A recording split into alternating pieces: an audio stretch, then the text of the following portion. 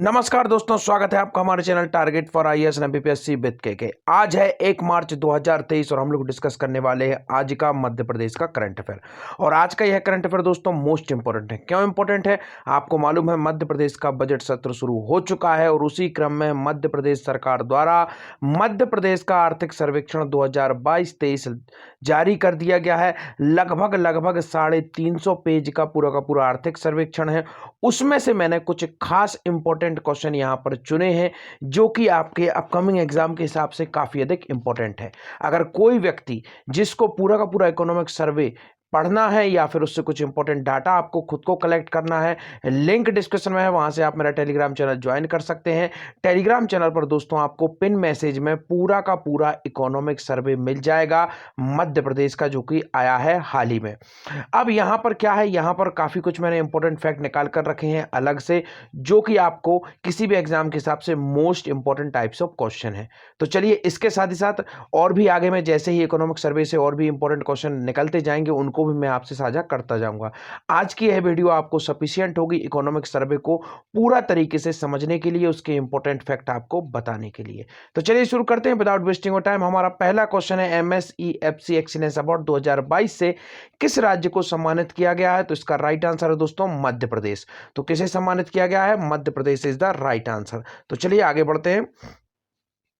मध्य प्रदेश को केंद्र सरकार द्वारा MSME में विलंबित भुगतानों के निराकरण के लिए सूक्ष्म व लघु उद्यम फैसिलिटेशन काउंसलिंग को स्ट्रांग रिकवरी प्रोजेक्शन एवं प्रकरणों के त्वरित निराकरण के लिए MSEFC एक्सीलेंस अवार्ड 2022 प्रदान किया है। विभाग को इस उपलब्धि के लिए बधाई। अब आते हैं हमारे आर्थिक सर्वेक्षण की ओर। तो आर्थिक सर्वेक्षण के अनुसार मध्य प्रदेश की वर्तमान सिंचाई क्षमता कितनी है? काफी मोस्ट इंपोर्टेंट क्वेश्चन है, आप सभी को मालूम होना चाहिए। कृषि प्रधान हमारा राज्य है, तो इसका राइट आंसर है दोस्तों आपका ऑप्शन नंबर 2, 45 लाख हेक्टेयर। इस लेक्चर की पीडीएफ भी आपको टेलीग्राम चैनल पर मिल जाएगी। टेलीग्राम चैनल को जरूर ज्वाइन कीजिएगा। तो कितने लाख हेक्टेयर है हमारी वर्तमान सिंचाई?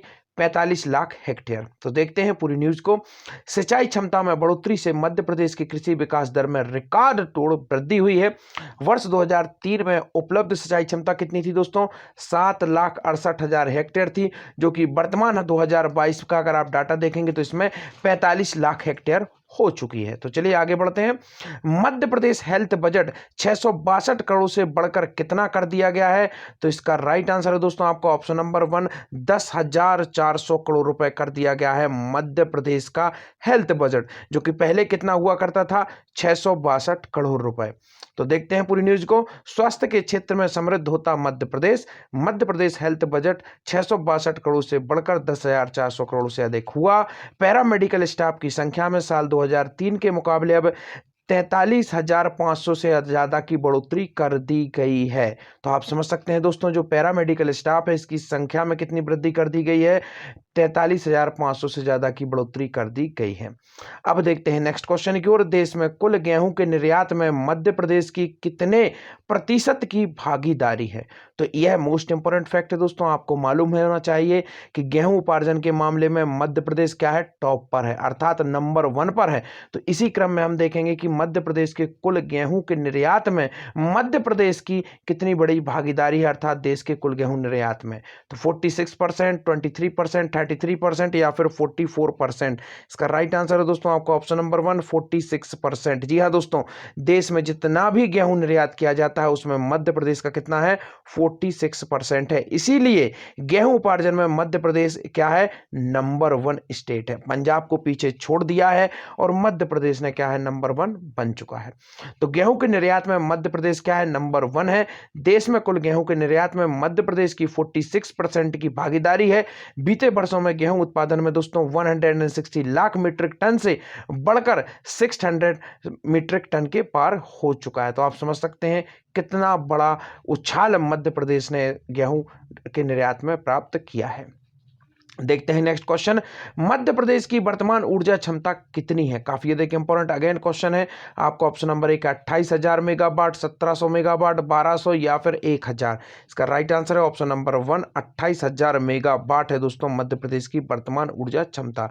मध्य प्रदेश का सबसे बड़ा ताप विद्युत केंद्र कौन सा है? विंध्यन ताप विद्युत केंद्र, इसको याद रखना है। वर्तमान में जितनी भी कार्यरत सोलर परियोजना है उनमें सबसे बड़ी सोलर परियोजना है रीवा सौर परियोजना, 750 मेगावाट है। इसके बाद और भी बड़ी परियोजनाएं शुरू होना है, परंतु मैंने बात कही है वर्तमान की जो कि कार्यरत हैं, तो इस फैक्ट को भी आपको याद रखना है। आगे बढ़ते हैं, देखते हैं पूरी न्यूज को। मध्य प्रदेश बना सरप्लस स्टेट ऊर्जा के क्षेत्र में।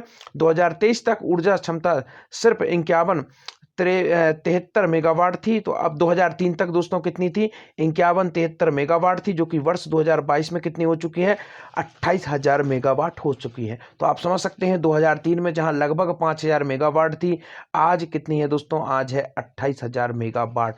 तो आप समझ सकते हैं ऊर्जा में सरप्लस स्टेट बन चुका है मध्य प्रदेश, अर्थात अन्य राज्यों को भी उपलब्ध करा रहा है।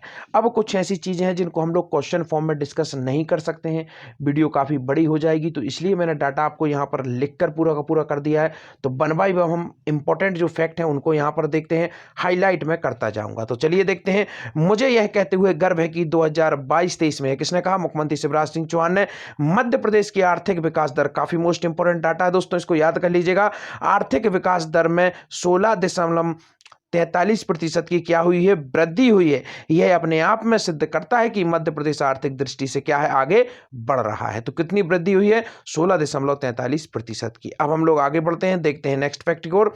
सकल घरेलू उत्पाद में देखेंगे आप दोस्तों, वर्ष 2001-2 में कितना था? 71,594 करोड़ था, जो कि वर्तमान में कितना हो चुका है दोस्तों? 13,22,000 करोड़ रुपए। समझ सकते हैं कितना बड़ा है।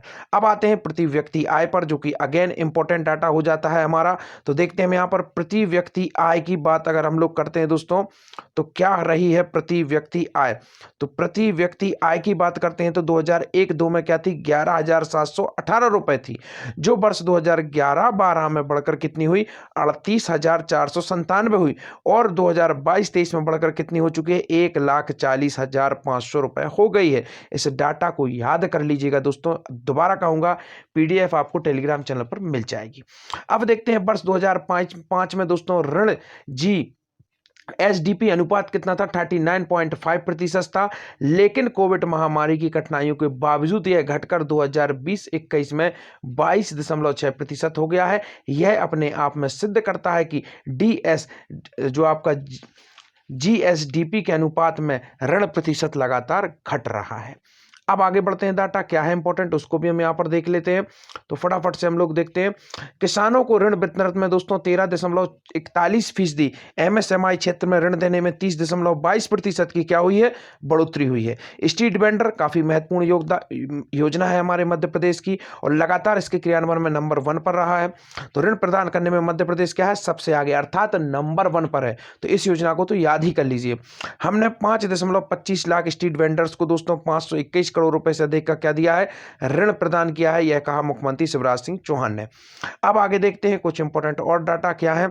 तो विगत वर्ष हमारा पूंजीगत व्यय क्या था दोस्तों? 37,079 करोड़ रुपए था। हमने एक साल में दोस्तों इसे 23.18% बढ़ाया है, अब बढ़कर 45,000 दोस्तों 685 करोड़ रुपए हो गया है।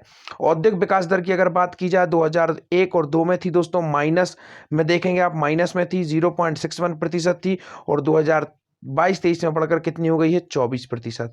तो समझ सकते हैं माइनस से हम लोग कितने पर आ गए हैं? 24% पर आ गए हैं। तो यह था पूरा का पूरा डाटा जो कि मोस्ट इंपॉर्टेंट था। मैंने 1 बाय 1 करके पूरे इंपॉर्टेंट फैक्ट आपको उपलब्ध करा दिए हैं। दोबारा कहूंगा टेलीग्राम चैनल की लिंक डिस्क्रिप्शन में है, वहां से आप टेलीग्राम चैनल को ज्वाइन कर सकते हैं। आज के आपके क्वेश्चन है, सरकारी पदों की भर्ती में किसे बराबरी का हक दिया गया है? नेक्स्ट आपका क्वेश्चन है, स्वच्छ सुजल शक्ति सम्मान 2023 से किसे सम्मानित किया गया? अर्थात श्रीमती अनीता चौधरी को सम्मानित किया गया है। यह किस जिले से संबंधित है? दोबारा कहूंगा दोस्तों, इसके साथ और भी अन्य इंपॉर्टेंट फैक्ट मैं आपको बताता रहूंगा इकोनॉमिक सर्वे के। यह कुछ इंपॉर्टेंट फैक्ट थे जो कि शुरुआत में हमें प्राप्त हुए हैं। इसके बाद अगर और भी इंपॉर्टेंट फैक्ट मिलते हैं इकोनॉमिक सर्वे से तो मैं आपको बताता जाऊंगा। Thank you so much watching this video.